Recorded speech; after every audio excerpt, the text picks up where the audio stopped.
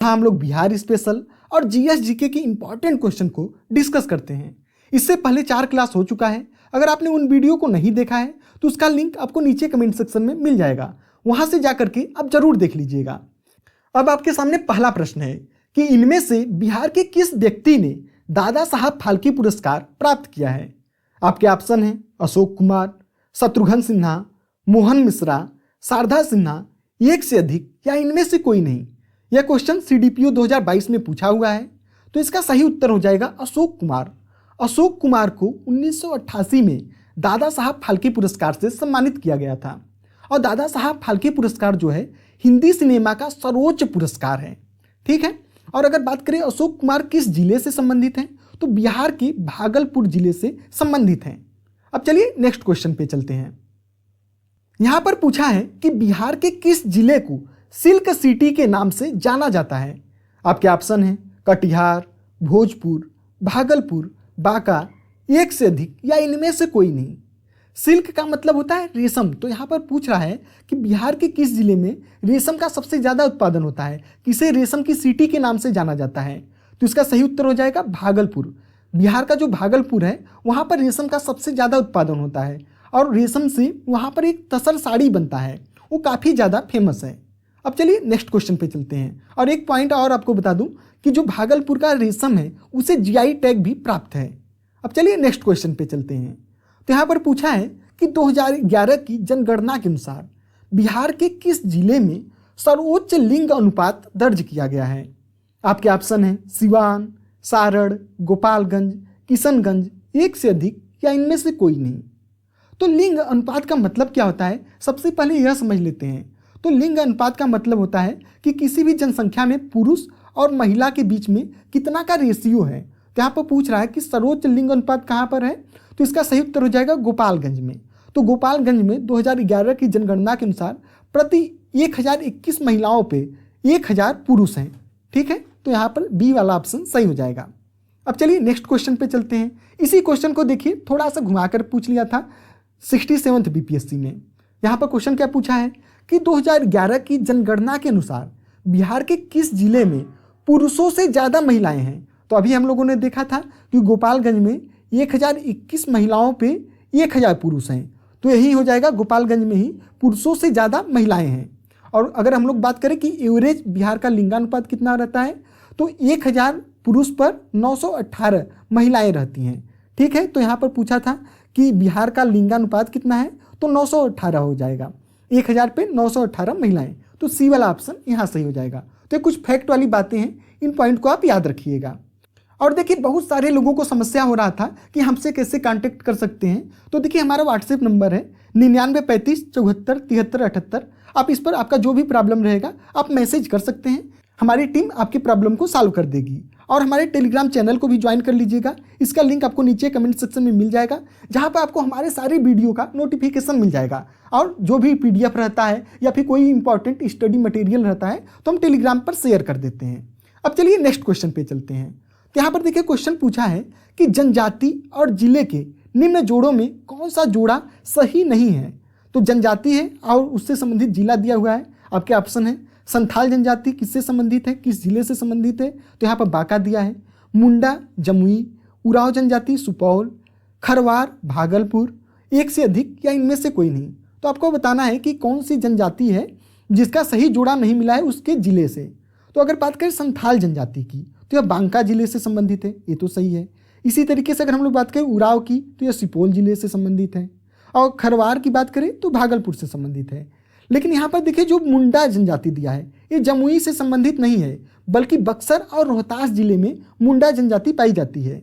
और जमुई जिला की बात करें तो वहाँ पर कौन सी जनजाति है, तो कोरा जनजाति है, ठीक है। तो यहाँ पर बी वाला जो ऑप्शन है यही गलत दिया हुआ है। मुंडा जनजाति रोहतास जिला हो जाएगा और बक्सर जिला हो जाएगा। अब चलिए नेक्स्ट क्वेश्चन पे चलते हैं। ये देखिए टीआरई 3 का क्वेश्चन है जो लीक हो गया था। उसमें पूछा था पीआरटी वाले में कि जनसंख्या घट जाएगी यदि जन्म दर अधिक हो या मृत्यु दर कम हो, जन्म दर कम हो या मृत्यु दर अधिक हो, जन्म दर और मृत्यु दर समान हो, एक से अधिक या इनमें से कोई नहीं। तो पूछ रहा है कि जनसंख्या कब घटेगी। तो देखिए कि जब जन्म दर कम हो, मतलब बच्चे कम पैदा हो रहे हैं, और साथ ही साथ मृत्यु दर अधिक हो, कि पैदा तो कम लोग हो रहे हैं लेकिन मर ज़्यादा लोग रहे हैं, इससे क्या हो जाएगा, जनसंख्या कुछ समय बाद घटने लगेगी। तो यहाँ पर बी वाला ऑप्शन सही हो जाएगा।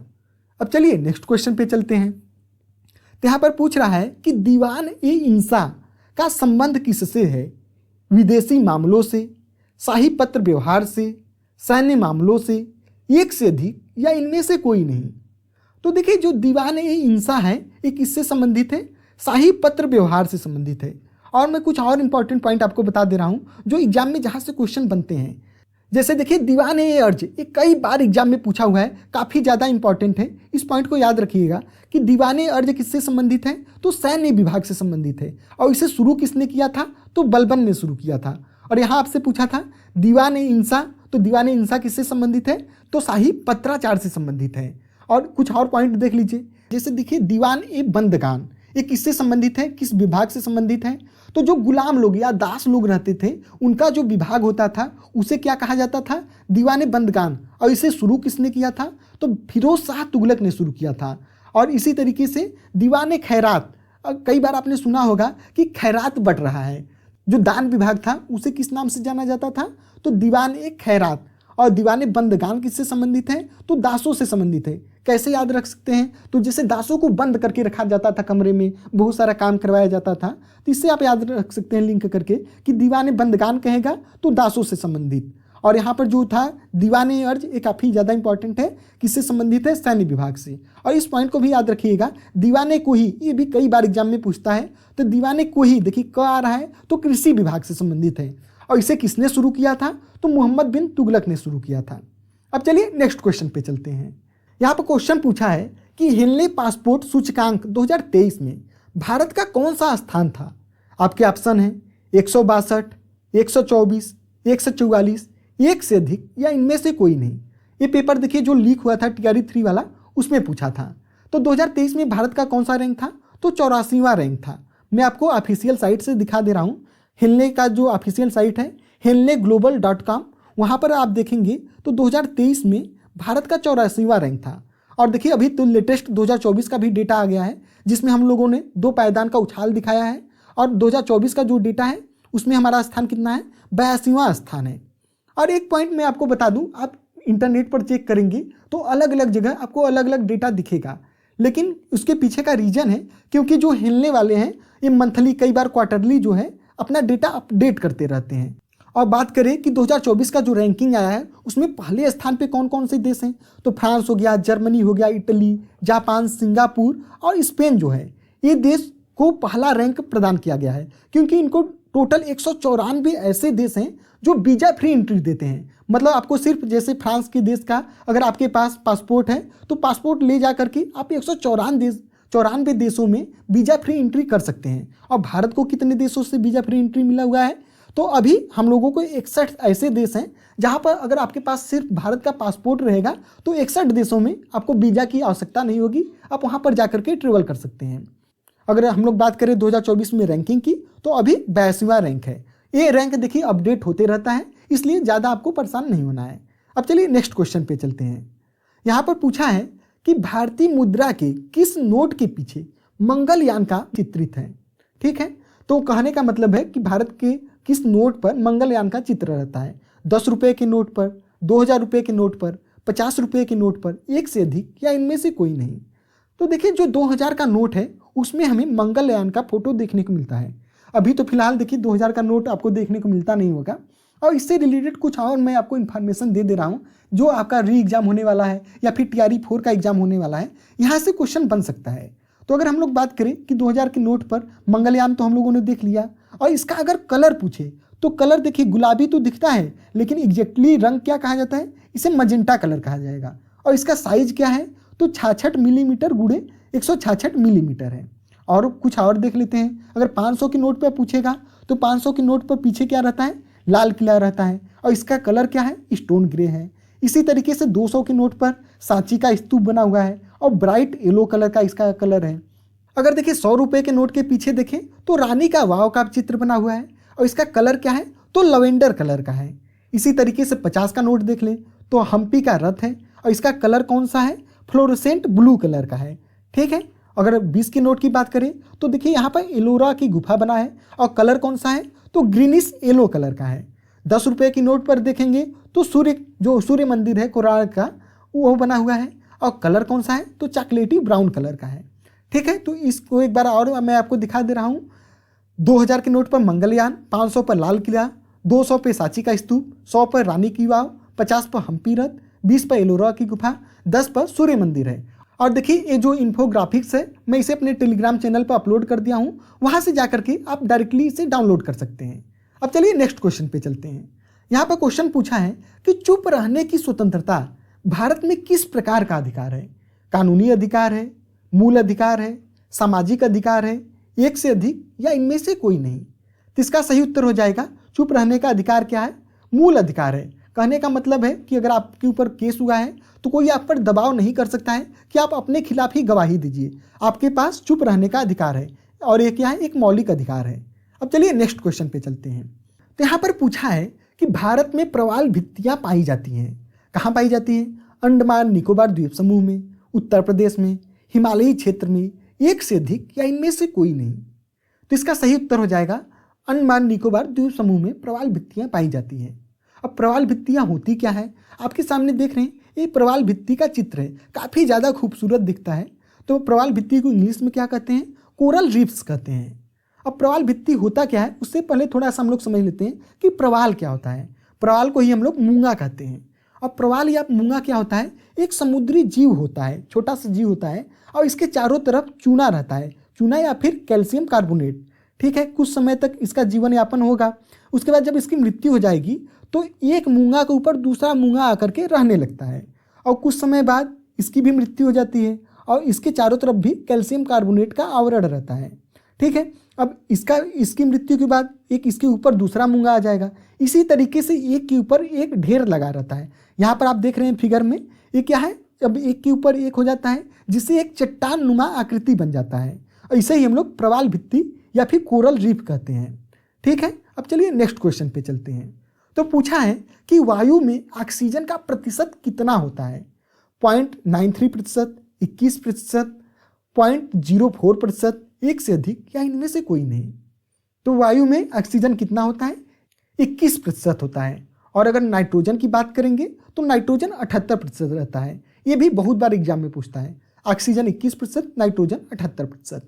अब चलिए नेक्स्ट क्वेश्चन पे चलते हैं। यहाँ पर क्वेश्चन पूछा है कि बिहार के किस जिले में प्रथम तैरता हुआ सोलर ऊर्जा संयंत्र बनाया गया है?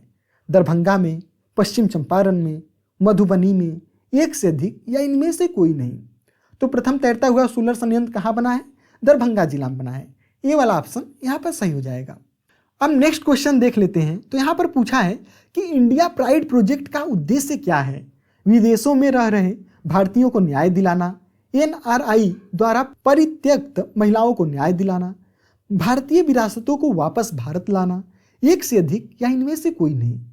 तो इसका सही उत्तर हो जाएगा भारतीय विरासतों को भारत लाना। जैसे ब्रिटेन के लोग बहुत सारे भारत से मूर्ति चुरा कर ले गए हैं, तो इंडिया प्राइड प्रोजेक्ट के द्वारा ये लोग भारत लाने के लिए प्रयास कर रहे हैं। और इसके संस्थापक कौन से हैं?